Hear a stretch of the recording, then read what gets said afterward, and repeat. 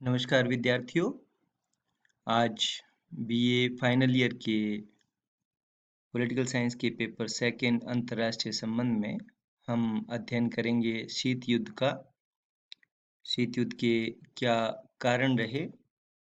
जैसा कि आप सब जानते हैं कि शीत युद्ध की अवधारणा सेकेंड वर्ल्ड वार की समाप्ति के बाद, जो कि 1945 में खत्म हुआ, वहाँ से उभर कर आती है और ये सोवियत संघ और अमेरिका के पारस्परिक संबंधों को उजागर करती है। इसे हम अंतर्राष्ट्रीय राजनीतिक विकास 1945 के बाद के विकास में देख सकते हैं। ये दोनों महाशक्तियों के बीच परस्पर मतभेद और वैमनस्य की भावना को प्रदर्शित करने वाली एक निलंबित युद्ध की तरह की संघर्षपूर्ण स्थिति थी, जिसमें अंतर्राष्ट्रीय मंच पर ये दोनों आरोप प्रत्यारोप लगाते थे। और ये दोनों शक्तिशाली गुट हैं, जो पूंजीवादी गुट अमेरिका के नेतृत्व में और साम्यवादी गुट सोवियत संघ के नेतृत्व में कार्य कर रहा था। और एक तरह से समूचे विश्व में अशांति का वातावरण था। ये एक परोक्ष तरह का युद्ध था, सीमित युद्ध था, कूटनीतिक युद्ध था और संकीर्ण स्वार्थ सिद्धियों के प्रयासों पर ये आधारित था। ये वाक युद्ध था, पत्र पत्रिकाओं, रेडियो या प्रचार साधनों के स्तर पर लड़ा गया, ना कि वाकई में कोई प्रत्यक्ष गोली चलाकर होने वाला संघर्ष था। इसमें गुटों ने अपने अपने राष्ट्रों को लाभान्वित करने के लिए समर्थन भी दिया, डॉलर डिप्लोमेसी भी अपनाई, रूबल डिप्लोमेसी भी अपनाई और एक प्रकार से अंतर्राष्ट्रीय राजनीति को अस्थिर किया। केपीएस मेनन मानते हैं कि शीत युद्ध दो विरोधी विचारधाराओं, पूंजीवाद और साम्राज्यवाद, दो व्यवस्थाओं, बुर्जुआ लोकतंत्र और सर्वहारा तानाशाही, दो गुटों नाटो और वार्सा समझौता, दो राज्यों अमेरिका और सोवियत संघ तथा दो नेताओं जॉन फॉस्टर डल्लेस तथा स्टालिन के बीच का युद्ध था, जिसका संपूर्ण विश्व पे प्रभाव पड़ा। नेहरू ने भी ये माना कि ये युद्ध निलंबित मृत्युदंड के वातावरण का युद्ध था, जो गर्म युद्ध से भी ज्यादा खतरनाक था। अब हम आज इसके उत्पत्ति के कारणों को जानने का प्रयास करेंगे। दोनों महाशक्तियां अपने अपने संकीर्ण स्वार्थों को ध्यान में रख के युद्ध लड़ रही थी और परस्पर सहयोग की भावना का दिखावा मात्र कर रही थी। दोनों गुटों में एक दूसरे की शिकायत करने की भावना बलवती होती गई और शिकायतों के आधार भी सुदृढ़ होते गए। जैसे कि सोवियत संघ द्वारा याल्टा समझौते का पालन न किया जाना। अब याल्टा सम्मेलन 1945 में रूजवेल्ट, चर्चिल और स्टालिन के बीच हुआ था। इस सम्मेलन में पोलैंड में प्रतिनिधि शासन व्यवस्था को मान्यता देने की बात पर सहमति हुई थी, लेकिन युद्ध की समाप्ति के समय स्टालिन ने वायदे से मुकरते हुए वहां पर अपनी लोबनियन सरकार को सहायता देना शुरू कर दिया।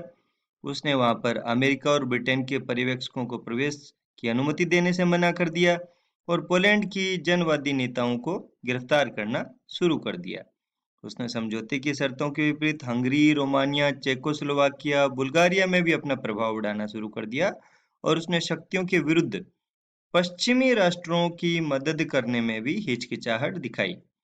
उसने चीन के साम्यवादी दल को भी अप्रत्यक्ष रूप से सहायता पहुंचाने का प्रयास किया। उसने मंचूरिया संकट के समय अपना समझौता विरोधी रुख प्रकट किया। इस तरीके से याल्टा समझौते के विपरीत कार्य करके सोवियत संघ ने आपसी अविश्वास और वैमनस्य की भावना को जन्म दिया, जो आगे चलकर शीत युद्ध का प्रमुख आधार बनी। सोवियत संघ और अमेरिका के बीच वैचारिक मतभेद भी इसका एक प्रमुख कारण था। युद्ध के समय इन दोनों महाशक्तियों में वैचारिक मतभेद दिखने लगे थे। सोवियत संघ साम्राज्यवाद को बढ़ावा देना चाहता था, जबकि अमेरिका पूंजीवाद का प्रबल समर्थक था। सोवियत संघ ने समाजवादी आंदोलनों को बढ़ावा देने की नीति अपनाई, तो अमेरिका के मन में उससे अविश्वास हो गया। सोवियत संघ ने अपनी इस नीति को न्यायपूर्ण और जरूरी बताया, और इससे पूंजीवाद को आघात पहुंचा, और अनेक पूंजीवादी राष्ट्र अमेरिका के पक्ष में होकर सोवियत संघ की समाजवादी नीतियों की निंदा करने लगे, और इस प्रकार से पूंजीवाद और समाजवाद दोनों में तालमेल का अभाव हुआ, और उससे शीत युद्ध शुरू हुआ। सोवियत संघ का एक शक्तिशाली राष्ट्र के रूप में उभरना भी शीत युद्ध का प्रमुख कारण था। 1917 की जो समाजवादी क्रांति थी, उससे दूसरे राष्ट्रों पर उसका प्रभाव की संभावना बढ़ गई थी। दूसरे विश्व युद्ध के दौरान उसके शक्ति प्रदर्शन ने पश्चिमी राष्ट्रों के मन में ईर्ष्या की भावना पैदा कर दी, और पश्चिमी शक्तियों को भय लगने लगा कि सोवियत संघ इस ताकत के बल पर पूरे विश्व में साम्यवादी कार्यक्रम फैला देगा। दूसरे विश्व युद्ध के बाद वे चुप नहीं रह पाए, और उन्होंने सोवियत संघ की इस बढ़ती शक्ति पर चिंता जताई। उन्होंने सोवियत संघ विरोधी नीतियां अमल में लानी शुरू कर दी। उन्होंने पश्चिमी राष्ट्रों को सोवियत संघ के विरुद्ध एकजुट करने के प्रयास किए, और इससे शीत युद्ध की संभावनाएं और अधिक तीव्र हो गई।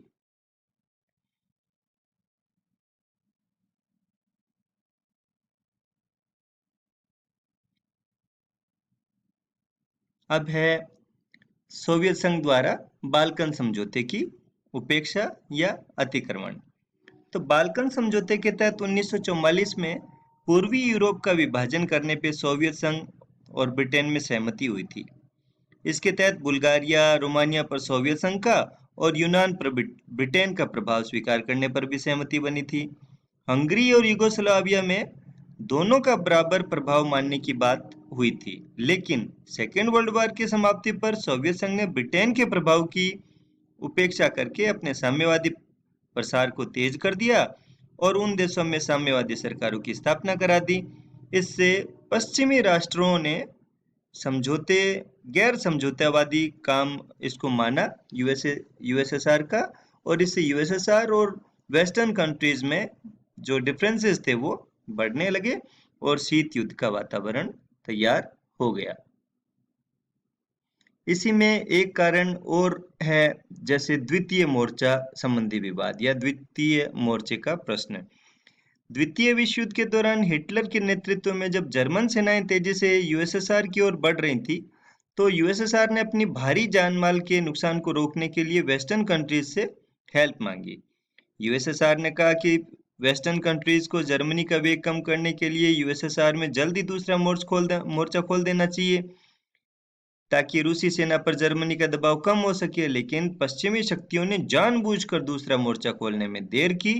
इससे जर्मन सेनाओं को रूस में भयानक तबाही मचाने का मौका मिला। इससे सोवियत संघ के मन में पश्चिमी शक्तियों के विरुद्ध नफरत की भावना पैदा हो गई, और उसी ने आगे चल के शीत युद्ध के रूप में अपना वो प्रकट हुए शीत युद्ध के रूप में।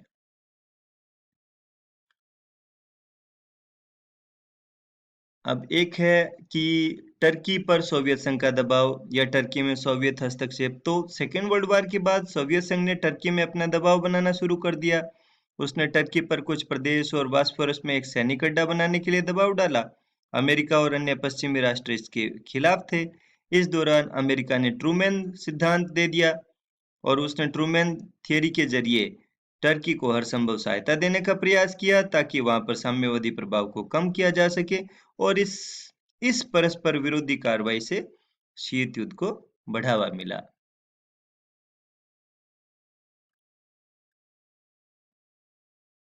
ईरान से सोवियत सेना न हटाए जाना। अब सोवियत संघ और पश्चिमी शक्तियों ने सेकेंड वर्ल्ड वॉर के दौरान ही जर्मनी के आत्मसमर्पण के बाद 6 महीने के अंदर ही ईरान से अपनी सेनाएं वापस बुलाने का समझौता किया था। युद्ध की समाप्ति पर पश्चिमी राष्ट्रों ने तो वायदे के अनुसार दक्षिण ईरान से अपनी सेनाएं हटा ली, लेकिन यूएसएसआर ने ऐसा किया नहीं। उसने ईरान पर दबाव बनाकर उसके साथ एक दीर्घकालीन तेल समझौता कर लिया। इससे पश्चिमी राष्ट्रों के मन में द्वेष की भावना पैदा हो गई। बाद में यूएनओ के दबाव पर उसने उत्तरी ईरान से सेनाएं हटाई।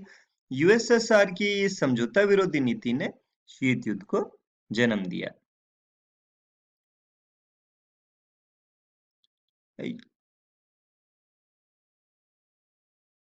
इसके अलावा और संक्षेप में हम देखना चाहें तो पश्चिम की सोवियत विरोधी नीति और उसका प्रचार अभियान, बर्लिन की नाकाबंदी, सोवियत संघ द्वारा वीटो का बार-बार प्रयोग करना, सोवियत संघ की लैंड लीज सहायता बंद कर देना, शक्ति का संघर्ष, हितों का संघर्ष, अमेरिका का परमाणु कार्यक्रम, परस्पर विरोध प्रचार, फांसीवादी ताकतों को अमेरिका के द्वारा सहयोग दिया जाना, संकीर्ण राष्ट्रवाद पर आधारित संकीर्ण राष्ट्रीय हितों की पालना करना, इनके कारण भी शीत युद्ध को बढ़ावा मिला। धन्यवाद।